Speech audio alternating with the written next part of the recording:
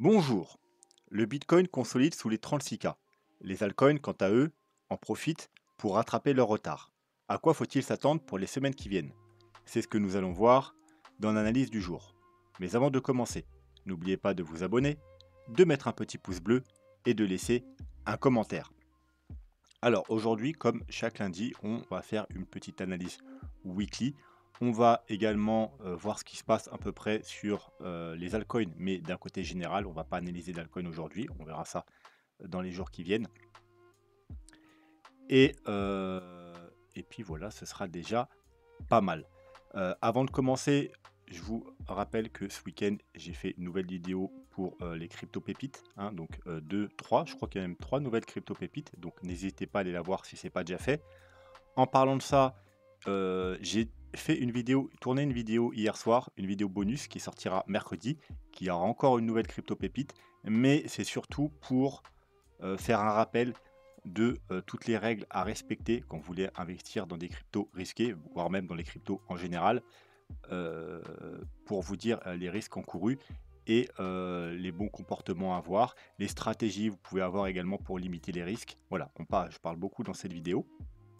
Et donc, voilà, ne loupez pas la vidéo de mercredi où il y aura une nouvelle crypto pépite et surtout pas mal de petits conseils pour éviter de prendre trop de risques, tout simplement, et de vous rappeler toutes les règles à respecter. En parlant de ça, si jamais il y a beaucoup de crypto-pépites qui ne sont pas disponibles sur les plateformes les plus connues, donc vous avez une liste de plateformes ici et en général, elles sont disponibles sur ces plateformes. D'ailleurs, c'est vrai que j'ai pas de lien avec Getio. Il y en a beaucoup qui sont disponibles sur Getio. Je vais aller voir si je peux pas récupérer un lien. Mais sinon, voilà, vous avez déjà pas mal de petites plateformes ici. Donc n'hésitez pas à aller jeter un œil. Ça aide la chaîne vu que c'est des liens d'affiliation.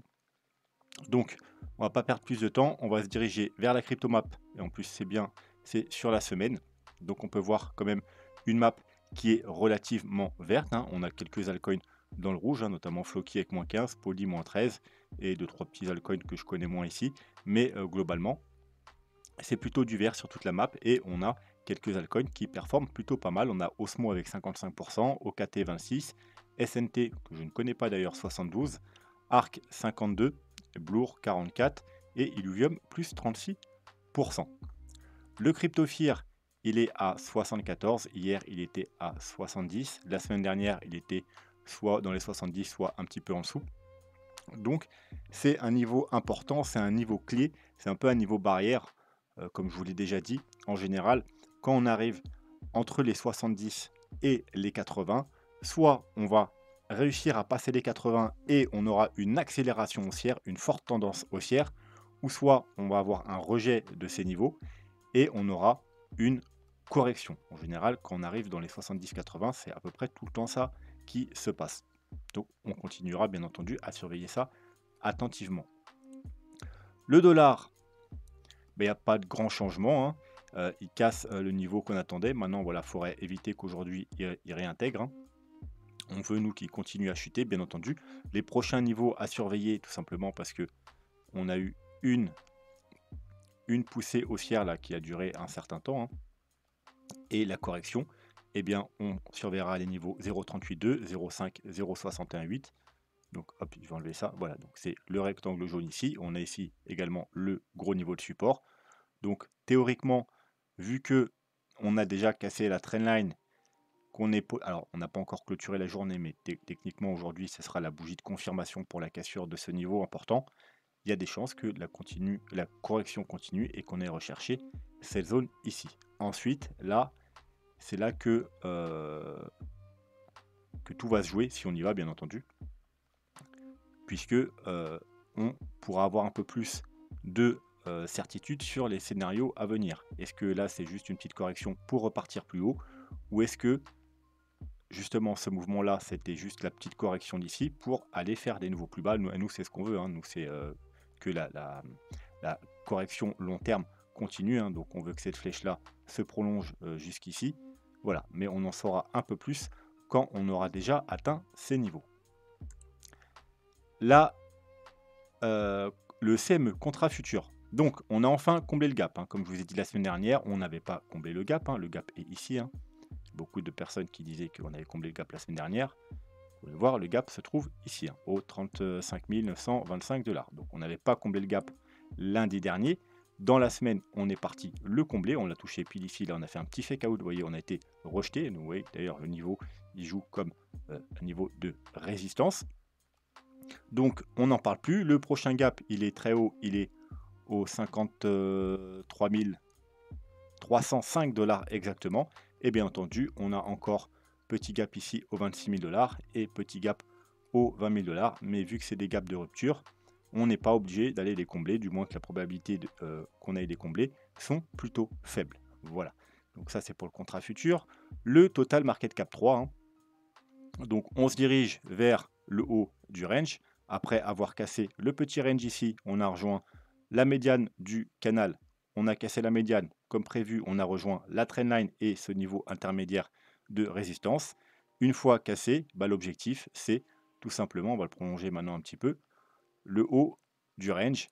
Et si on devait casser ce range, qui est également le haut du range, c'est un niveau important, hein, c'est à peu près l'équivalent, vous voyez, des 31 000 $ sur le 32 000 $ sur le Bitcoin, c'est le niveau clé, hein, l'ancien gros support ici, eh bien on pourrait avoir une forte accélération sur les altcoins. La Bitcoin dominance, elle est en légère chute, puisqu'on avait une trendline, on l'a cassée, la pullback sur la trendline, rejet pour l'instant, on a un niveau important de support ici, donc on pourrait revenir tester ce niveau avant de repartir à la hausse ou casser ce niveau et avoir du coup une accélération haussière sur les altcoins. Donc du coup, on va partir voir un petit peu ce qui se passe du côté de l'Altcoin Season Index. Donc c'est le annuel qu'il faut regarder. Ceux-là, ils sont pas du tout pertinents. Enfin, ils sont pas trop pertinents. Il faut vraiment voir celui-là. Et comme vous pouvez le voir, on a ici des hauts toujours plus bas, des bas toujours plus bas. Donc vous voyez, on a ici, on avait la même chose ici, vous voyez, en 2018-2019, un haut, un plus bas, un plus bas, un plus bas. Et lorsqu'on a changé la tendance, vous voyez qu'on a cassé, fait un plus haut par rapport à celui-là, en même temps on est repassé, vous voyez, au-dessus de cette ligne bleue, et bien c'est là qu'on a eu une première altcoin season. Vous voyez, c'était au mois de juin 2020. Donc on va aller voir ce qui s'est passé au mois de juin 2020. Hop, on va s'enlever ça. On va se trouver le mois de juin 2020. Je suis allé trop loin. Ici, voilà, hop, on va quand même se remettre le graphique. Voilà. Mois de juin 2020, c'était ici. Et ensuite, il s'est passé quoi? Et bien, regardez, grosse bougie verte. On a cassé ce gros niveau de résistance, vous voyez, qui a fait support ici un nombre de fois. Ensuite, résistance, résistance, résistance, résistance. On l'a cassé, c'était aussi la base d'un W. Pullback, et ensuite, grosse accélération haussière. Grosse altcoin saison, on va dire, parce que là, c'est le total market cap 3, excluant l'Ethereum et le Bitcoin. Donc, c'est vraiment que les altcoins. Donc, vous voyez, mois de juin, niveau de validation de la reprise des altcoins, une vraie validation. Là, pour l'instant, on a certes les altcoins qui reprennent un peu de un peu le poil de la bête, mais il n'y a pas encore, ça peut être, vu qu'on est sur un niveau de résistance, il faut faire attention. Si le Bitcoin devait corriger, eh bien les altcoins, ils corrigeraient d'autant plus. Il faut attendre un signal comme ça pour avoir vraiment une petite altcoin season. Puisque ensuite, vous voyez que qui s'est passé quoi? On a eu, quelques mois plus tard, on a eu une correction sur le Bitcoin. Donc les altcoins ont corrigé également, même plus fort. Donc on est revenu ici. Et ensuite, on a fait, regardez, un joli W. Et une fois qu'on a validé ce W, en janvier 2021, on a eu techniquement un deuxième signal et une deuxième altcoin season, même plus forte que la précédente. Et on va aller voir en janvier 2021. Voilà, janvier 2021. Vous voyez, ici, c'est justement la correction. Donc, on a quand même eu une petite correction de 30% sur les altcoins. Et ensuite, en janvier, nouveau signal. Et regardez, une grosse encore altcoin season. Et puis encore une autre sur la fin. Voilà. Donc, c'est ce genre de signaux qu'on attend. Pareil pour ce bull run. C'est-à-dire plus bas, plus bas, plus bas, plus bas, plus bas, plus bas, eh bien, on veut faire un plus haut, voire même un plus haut que celui-ci, et regagner ce niveau. Quand ça arrivera, on aura sûrement droit à eh bien, une forte altcoin season. Et sur la Bitcoin dominance, alors non, c'est pas le bon graphique. On peut aller voir également, retrouver les mêmes niveaux. Vous voyez, hop, mais juin 2020, donc c'est la première niveau. Voilà, juin 2020, vous voyez, on était là, et boum, la Bitcoin dominance chute fortement pendant que les altcoins, eux, pump énormément. Et puis ensuite, on a quoi? On a janvier 2021, voilà, janvier 2021, vous voyez encore une fois, le deuxième signal ici, en janvier 2021, ça correspondait ici, le gros signal, vous voyez, on avait atteint ici ce niveau de résistance sur la Bitcoin dominance, et ensuite on a eu la grosse altcoin season, vous voyez, toute la chute, la Bitcoin dominance qui est passée de 71% jusqu'à 39%, et c'était la grosse altcoin season. Donc on a une première altcoin season ici, et une deuxième encore plus grosse ici. Donc c'est ce qu'on attend, voilà. Donc on attend ici, pour vraiment avoir une belle altcoin season, on attend que cet indice remonte, qu'on casse ces niveaux, qu'on fasse des nouveaux plus hauts, et bien entendu, une Bitcoin dominance qui chute fortement. Donc si on devait casser ce niveau, il y aurait peut-être une accélération, on aurait peut-être aussi les signaux sur l'altcoin season. Le Bitcoin sur le petit time frame. Donc j'ai changé, j'ai pris le... On avait un range, j'ai trouvé qu'il était plus pertinent celui-là, tout simplement. Donc voilà, on a une sorte de range, c'est plutôt un flag. Alors c'est pas un bull flag, c'est pas un bear flag, puisque un bear flag, il faudrait que ça chute, et un bull flag, bah, c'est après une chute. Donc c'est juste un drapeau comme ça, haussier. On a également la médiane, hein, vous voyez, qui est assez pertinente, hein, qui est assez pertinente en jaune ici. Voilà, et là, on a fait un top pratiquement 36 000 $. Donc, il y a une petite zone de rechargement intermédiaire. C'est elle qui bloque le prix également avec la trendline. Donc, pour l'instant, on a été rejeté plusieurs fois de ce niveau. Si on devait continuer à chuter, il faudrait surveiller, bien entendu, le bas du canal. Alors, pour les traders de range, hein, vous pouvez vous amuser à jouer à chaque fois les ranges. Mais quoi qu'il en soit, voilà, on attendra. Si on casse par le bas, on va aller rejoindre un peu plus bas. Notamment, alors il faudra surveiller le bas ici, voire peut-être avec un petit, si on y vient, il y aura peut-être une mèche pour aller prendre la liquidité. Sinon, un peu plus bas, hein, vers les 32 000 $, on a le gros support ici. Et si on casse à la hausse, on aura peut-être une forte accélération haussière, bien évidemment. Si on repasse la médiane là, les 35 200, on ira peut-être rejoindre déjà le haut du canal, hein, peut-être une dernière prise de liquidité. Donc il faudra être prudent quand même. Si on va vers les 36 100 $, ça ne veut pas dire que c'est gagné, surtout si c'est sur du petit time frame. On pourrait avoir un nouveau rejet du haut du canal pour ensuite aller plus bas. Par contre, si on break et ensuite qu'on confirme, eh bien on pourra avoir une accélération haussière par le haut. Hop, ce graphique. Donc, qu'est-ce qu'on a? On a une grosse trendline long terme, hein. Celle-là, on s'en occupe pas pour l'instant. On va s'occuper plus court terme. On a une falling wedge d'ailleurs, une rising wedge. Donc techniquement, c'est une figure bearish, mais bien entendu, c'est bearish que là si la figure est validée. Donc, c'est-à-dire si on break par le bas. Donc, il faudrait casser les 30 000 $ pour valider cette figure. Donc là, on est sur un niveau de résistance, hein, puisqu'on est sur le haut de la rising wedge. Et on a également, vous voyez, l'ancienne trendline ici, qu'on avait ici, qui a fait support ici, support ici, support ici. Ici, vous voyez qu'on l'a cassé, on a eu la grosse chute, la grosse correction. Et là, eh bien, on est sur un pullback. Et du coup, on est sur une double résistance, hein. Donc, vous voyez, c'est pour ça qu'on bloque. Entre autres, hein, vous verrez qu'aux 36 000 $, il y a pas mal de choses. Donc, on est sur le haut de la rising wedge et sur le pullback de cette trendline. Donc, voilà, doublement ralenti. Et donc, si on casse, eh bien, c'est forcément bullish. On casse une double grosse résistance et on ira probablement, justement, faire un pullback sur cette fameuse trendline haussière qu'on a cassée ici. Alors, c'est une trendline haussière, une vieille trendline haussière, hein. Elle date depuis... vous voyez, depuis 2013. Hein. Depuis 2013, elle a tenu le Bitcoin. Là, on l'a cassé. On l'a retesté ici, rejet, rejet, rejet, rejet, rejet. Donc voilà, prochain niveau, ce sera vers les... alors tout dépend combien de temps on y met, mais vers les 42 000 $. D'ailleurs, c'est un niveau qu'on a vu, hein, en mensuel. Hein. C'est le niveau suivant. Si on arrive à casser les 36 000 $, les 42 000 $, c'est le niveau suivant. Celui qu'on ira très probablement rejoindre assez rapidement. Donc, je crois que c'est bon pour ce graphique. On va passer au suivant. Alors, on va quand même... Non, ouais, on va le faire avec celui-là. Donc, En termes de bougies, on a eu 2 grosses, bougies vertes. La semaine dernière, c'est plutôt une bougie de consolidation. Voilà, alors on a une petite bougie verte, mais vous voyez, avec quand même une petite mèche, hein, donc un petit rejet. Donc c'est pas un gros rejet, donc ça nous annonce pas forcément un top. C'est pas comme ici, par exemple, ou comme, on peut le trouver, sur ce genre de bougie-là. Vous voyez, ça c'est carrément une bougie de top, hein, voilà. Une grosse bougie de rejet, ça nous annonce en gros, en général, une changement de tendance. Là, c'est pas vraiment une bougie de rejet, c'est plus une bougie de consolidation. Voilà, il faudra voir la bougie de cette semaine.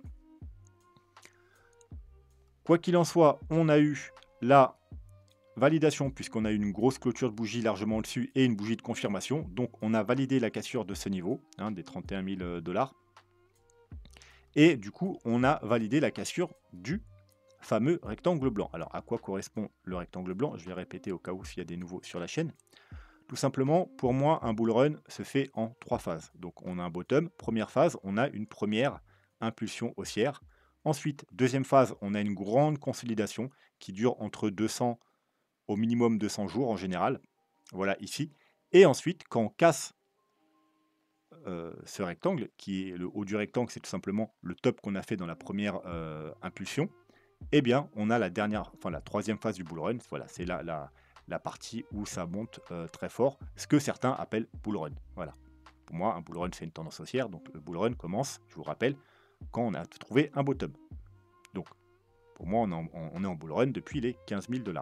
Enfin, du moins qu'on a rebondi, du moins sur les 15 000 $. Deuxième bull run, bottom, première impulsion haussière, consolidation pendant 200 jours, et ensuite on casse du coup le plus haut, vous voyez, on fait même un pullback, hein, et ensuite, troisième partie du bull run, donc grosse tendance haussière. Là, pareil, bottom, première impulsion, on trouve un top, longue phase, et là on a eu une très longue phase de consolidation. Alors pourquoi ici on a eu une très longue phase de consolidation qui a duré beaucoup plus longtemps? Au lieu de durer 200-300 jours, elle a duré 500 jours. Bah, tout simplement parce que déjà, il y a eu le Covid entre les deux. Voilà. Donc, s'il n'y aurait pas eu le Covid, on aurait probablement continué à monter et on aurait probablement cassé ici un peu plus tôt. Mais également parce qu'on a eu une très forte hausse ici. On va le voir après avec les Fibos, mais ici, on a eu une hausse beaucoup plus importante que tous les autres bull runs. En termes de retracement, pas de pourcentage, bien entendu. Là, les pourcentages, c'était beaucoup plus important parce qu'on faisait des centaines, voire des milliers de pourcentages. Mais en termes de retracement Fibo et de correction par rapport à la vague baissière. Et du coup, ça nous amène à ce bull run. Bottom, première impulsion. On a trouvé un top. Longue consolidation, encore une fois, de environ 200 jours. Voilà, 196 jours, vous voyez, ça colle. Et là, on a validé la cassure. Donc là, techniquement, on est entré dans la troisième partie du bull run, donc la phase puissante du bull run. Attention, comme vous pouvez le voir, par exemple, ici, après la cassure, quelques semaines plus tard, on a eu une correction, on est venu faire un pullback. Ici, pareil, après la cassure, 2-3 semaines de hausse, et on est venu faire un pullback. Donc on pourrait très bien, alors là on n'a pas eu de pullback tout simplement parce qu'on a tellement traîné là-dedans, donc quand c'est parti, c'est parti. Mais là, vous voyez que ça ressemble plutôt aux deux premiers bull run. Donc on pourrait très bien avoir, alors à partir d'ici, des 36 000 $, ou plus haut, en 40-42 000 $, un pullback. Voilà, pas obligatoirement, mais on pourrait très bien avoir un pullback, du coup aux alentours des 30 000 $. Hein, même une petite mèche en dessous. Hein. On peut très bien mècher en dessous, mais techniquement ce niveau doit tenir. Justement, on va aller voir au niveau des Fibos, qu'est-ce qui se passe. Parce que vous allez voir déjà que, hop, on est sur, comme je vous l'ai dit dans l'analyse, je crois que c'est mensuel, sur un niveau très important, les 36 000 $. C'est les 0,382. En général, tant qu'on n'a pas cassé les 0,382, les probabilités d'aller faire un nouveau plus bas restent importantes. Une fois qu'on aura cassé les 0,382, ça ira déjà beaucoup mieux. Les probabilités qu'on vient de faire des nouveaux plus bas seront quasiment nulles si on additionne tous les indicateurs et toutes les métriques, y compris celle-ci. Donc, on a cassé les 0,382. On va aller voir à peu près qu'est-ce qui se passait aux 0,382 dans les précédents bear market. Alors, comme vous pouvez le voir, la première hausse ici, on a dépassait légèrement les 0,236. Donc vous voyez, c'était pas une forte hausse, c'est pour ça qu'elle n'a pas duré très longtemps. Ici, par contre, la première vague haussière, on est revenu chercher les 0,618. C'est très très haut. En gros, c'est comme si que cette première impulsion, là où on s'est arrêté aux 30 000 $, on était monté directement aux 48 000 $. Vous voyez la différence?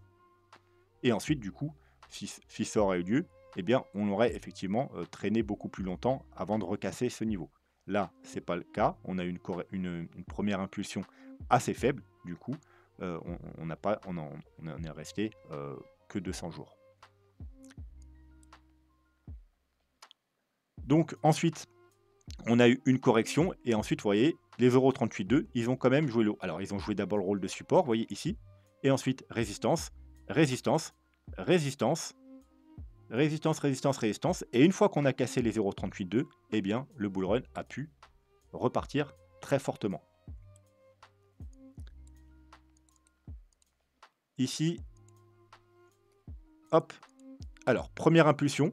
Bah, vous voyez, comme je vous dis, on est très proche de ce bull run. On est venu chercher légèrement au-dessus des 0,236, exactement comme maintenant. Donc ensuite, on a consolidé. Et lorsqu'on a cassé là, on est venu casser les 0,38,2. Et on est venu faire un pullback, vous voyez, hop, et on est venu travailler, travailler, travailler. Et une fois qu'on a réussi à redécoller des 0,38,2, eh bien, on a pu avoir vraiment ce gros bull run.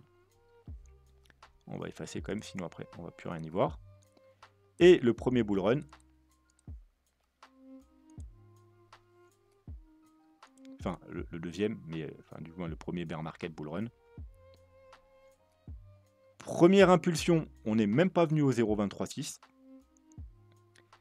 Et ensuite, on a cassé ici. Et regardez, les 0,382, on fait une fois qu'on a cassé ici, c'est les 0,382 qui ont bloqué le prix. Exactement, on est dans la situation actuelle. Vous voyez, on est exactement là, sous les 0,382. Et il y a eu quoi? Une chute pour revenir tester ce niveau-là, justement. Donc vous voyez qu'on pourrait très bien avoir la même chose, bloquer sur les 0,382 et revenir tester le bas du rectangle. Ensuite, on a rebondi. Ensuite, on est revenu tester les 0,382. On y est resté bloqué 1, 2, 3, 4, 5 semaines. Ouais, donc niveau important, les 0,382. Et une fois qu'on l'a cassé, eh bien, boum, c'est parti, to the moon. Donc, niveau 0,382, 36 000 $, très important. On pourrait avoir un pullback ici, ou faire un petit fake out aussi. Rien n'exclut le petit fake out et ensuite revenir faire un pullback ici. Mais quoi qu'il en soit, c'est techniquement... ce sera techniquement un bon niveau d'achat si tout se passe bien, bien entendu. Mais voilà, normalement les 0,382 ne sont pas un niveau facile à passer, mais si on arrive à le casser, eh bien ça nous annonce une forte tendance haussière par la suite. Voilà, je pense que maintenant on peut aller voir quelques indicateurs. On va pas en les voir beaucoup, tout simplement parce que la plupart ils sont juste bullish, donc il n'y a pas grand chose à dire. Alors le RSI, on avait déjà vu ça la semaine dernière, on est sur un niveau important ici, hein, sur la zone, le top de la zone de surachat. Et des fois, vous voyez, comme on arrive ici, ça nous donne eh bien, des mouvements correctifs. Hein. On a eu ici aussi, vous voyez, mouvement correctif. On n'en a pas eu... non, ici on était... Voilà. Donc en général, soit on bloque... Et ouais, ici aussi, regardez, hein, ici aussi, hop, correction. Donc voilà, on est graphiquement sur un niveau où on pourrait avoir une correction. Il y a aussi, hein, j'ai oublié de vous parler, mais graphiquement, vous voyez qu'on est sur les mèches ici. Vous voyez, il y avait le niveau ici, hein, des 28-32 000. Et ensuite, bah, il y a ce niveau-là, justement, des 36 000 $ ici, hein, avec les mèches et même les bougies. Hein, donc, niveau important. C'est le dernier gros niveau, je pense, de résistance. Ensuite, il n'y a pas grand-chose au-dessus. Hein. Donc, au niveau graphique, on est sur une résistance. Au niveau des Fibonacci, on est sur une grosse résistance, les 0,382. Au niveau du RSI, on est sur une résistance. Au niveau du CryptoFear, on est sur la tranche 70-80, un niveau résistance. Donc, soit on va avoir un rejet et une petite correction techniquement pour repartir de plus belle si on ne casse pas, bien entendu, les niveaux clés. Donc, les niveaux clés, c'est éviter déjà de repasser sous les 30 000 $ et vraiment, surtout, ne pas repasser sous les 28 000 $, puisque là, ça deviendrait inquiétant. Et par contre, si on brise bien entendu ces niveaux, on arrive à passer ce niveau, on arrive à casser les 36 000, on pourrait avoir une accélération haussière et rejoindre les 40-42 000 $ dans un premier temps. Bande de Bollinger, eh bien on a confirmation entre guillemets d'une forte tendance haussière en approche, hein, si on n'est pas réintégré cette semaine, puisqu'en général, vous pouvez le voir, quand on arrive à passer au-dessus des bandes, eh ben, ça nous annonce une forte tendance haussière. On passe au-dessus des bandes, forte tendance haussière. On passe au-dessus des bandes, forte tendance haussière. On passe au-dessus des bandes, forte tendance haussière. On passe au-dessus des bandes, forte tendance haussière. Voilà, donc on est passé au-dessus des bandes. Techniquement, ça nous annonce une forte tendance haussière. Sauf si cette semaine, on a un gros rejet. Et du coup, ça aurait été juste un petit fake out.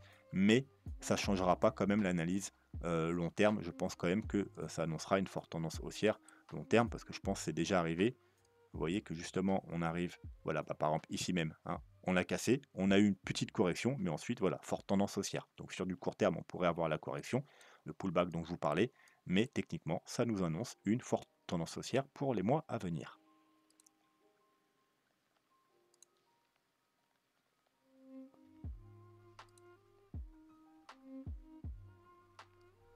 Donc ici, on est sur, encore une fois, un niveau important. Vous voyez qu'on arrive, on est en train de travailler la petite ligne jaune ici depuis plusieurs semaines. Et si on arrive à vraiment s'en extraire, eh bien, le prochain objectif, ce sera les 55 000 $. Et si on arrive à s'en extraire, ce sera la validation par rapport à cet indicateur, du moins la deuxième confirmation. La première, c'était ici, le passage de cette petite ligne verte. C'était la première confirmation. Hein, donc c'était le premier vraiment confirmation du bull run pour cet indicateur avec deux magnifiques pullbacks, voire même quasiment un pullback ici. Et ici, ce sera la deuxième confirmation, l'ultime confirmation, on va dire, puisqu'on va remonter dans le passé. Donc bear market, on vient ici voir même un peu en dessous la ligne verte, bon, juste en mèche. Donc quand on réintègre, eh bien première confirmation, et quand on casse la ligne jaune, ensuite support, et ensuite on peut s'en aller to the moon. Ici, pareil, on vient s'appuyer sur la ligne verte, et quand on casse la ligne jaune, grosse tendance haussière. Là, le Covid, on est repassé légèrement sous la ligne verte, donc on repasse au-dessus, première confirmation, et là, ensuite la ligne jaune, vous voyez que pendant longtemps, hein, pendant plusieurs semaines, on l'a travaillé en dessous, et une fois qu'on l'a passé, on a eu la grosse tendance haussière. Et bien là, on est un peu justement, on est exactement ici, hein, on est exactement sur ces niveaux-là actuellement, et si on arrive à passer, eh bien on aura sûrement la même chose qui va suivre. Voilà, on va revenir au point actuel, vous voyez qu'on est exactement au même niveau, et que pareil, pendant plusieurs semaines, on est en train de travailler. Donc effectivement, on peut avoir un rejet, et du coup, eh bien, on aura une correction, mais si on arrive à passer, eh bien, on aura la validation, l'ultime validation du bull run par rapport à cet indicateur.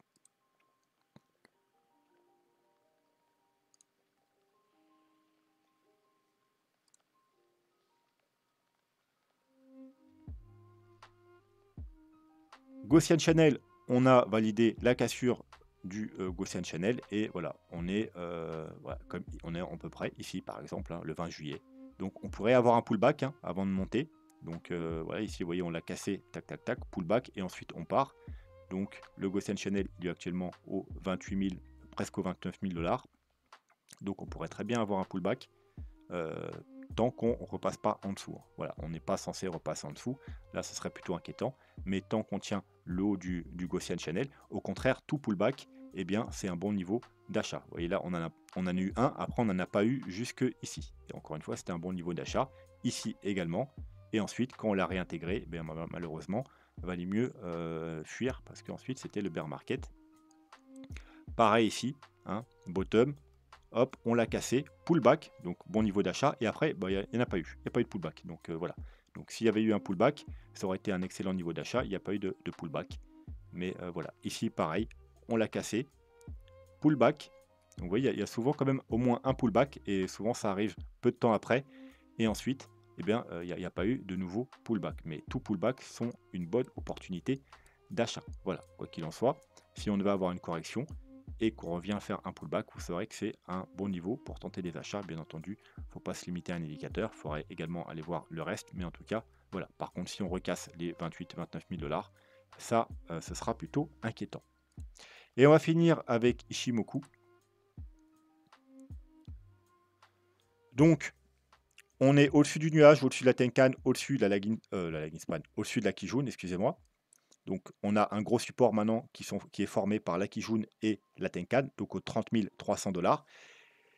La Laginspan, elle est au-dessus de la Kijun, de la Tenkan et du prix. Et il reste le dernier petit obstacle, c'est vraiment l'obstacle final. Mais voilà, on est sur le haut du nuage, donc les 36 000 $. Il faut casser ce niveau-là pour sortir du nuage et être totalement bullish sur Ishimoku, parce qu'ensuite, il n'y a plus rien. Alors bien évidemment, il y aura des petits niveaux de résistance intermédiaires, mais vu que c'est des niveaux passés, ils ont beaucoup moins d'importance que les niveaux présents. C'est-à-dire là, on a le plat du nuage, par exemple, aux alentours des 43 000 $. Et puis ensuite, là, on a un petit plat de Kijun avec un plat de nuage ici aux alentours des 49-50 000 $, le niveau psychologique. Voilà, donc 43 000 $, c'est à peu près le niveau des 42 000 $ que je vous disais tout à l'heure. Et là, aux alentours des 50 000 $, normal, c'est le niveau psychologique. Mais c'est pas des très très grosses résistances. Voilà, donc ici, on est sur la dernière résistance. Vous voyez même à partir de là, hein, des 33 36, donc là maintenant c'est plus un support pour le moment, là, le plat de la Kijun. Mais voilà, on est sur la dernière petite résistance par rapport à Ishimoku, et si on casse, eh bien ce sera bullish. Maintenant, il faut aller regarder, il faut tenir compte aussi, n'oubliez pas du mensuel, alors je vous l'ai donné dans l'analyse mensuelle, mais on va le revoir aujourd'hui. En mensuel, c'est une autre histoire. Vous voyez que là, on est sur le nuage, et la Laginspan, elle est sous la Kijun. Donc là, c'est un gros niveau de résistance. C'est une Kijun mensuelle pour la Laginspan. C'est pour ça qu'on bloque également sur les 36 000 $. Mais si on passe les 36 000 $, là, on peut très bien rejoindre le prix, donc aux alentours, encore une fois, des 43 000 $. Et ici, du coup, si on casse les 36 000 $, on va pénétrer dans le nuage. Qu'est-ce qui se passe quand on pénètre vraiment dans un nuage? Eh bien, on est attiré vers le haut du nuage. Le haut du nuage, il y aura également ce gros plat de Kijun. Donc, c'est quand même une grosse résistance en mensuel, et ça se trouve aux 42 300 $. On aura une double résistance, non seulement le haut du nuage, mais ce gros plat de Kijun. Donc ce sera la dernière, on va dire, grosse résistance, les 42-43 000 $. Et ensuite, il n'y a plus rien. Ensuite, voilà, en résistance, comme je vous ai dit, il y aura à peu près les 50 000 qui sont petite résistance psychologique. On aura à peu près un peu plat de la Tenkan là aux alentours des 48 000. On a vu qu'en weekly, il y avait petite résistance, mais c'est vraiment une petite résistance. Voilà, la dernière résistance importante, je pense, ce sera celle-là, autour des 42 000 $. 42-43 000 $. Ce haut de nuage et ce plat de Kijun. Donc là, soit on va avoir un rejet ici, une correction pour prendre de la force avant de casser cette grosse résistance et le nuage, ou alors on va réussir à passer et on va aller très rapidement, comme je vous ai dit, rejoindre les 42-43 000 $. Et si on n'a pas eu la correction ici, il y a de fortes chances qu'on ait la correction à ce moment-là. Et puis ce sera tout pour aujourd'hui, je pense. Je pense que c'est déjà pas mal. Donc n'hésitez pas en commentaire à me donner vos alcools que vous voulez que j'analyse. Ça me ferait un plaisir de les analyser. N'oubliez pas de vous abonner, de mettre un petit pouce bleu, de laisser un commentaire pour soutenir la chaîne. Et si vous voulez soutenir la chaîne un peu plus activement, vous pouvez utiliser les liens d'affiliation qui sont sous les vidéos. Voilà, sur ce, moi je vous souhaite une très bonne soirée et je vous dis à demain. Tchuss.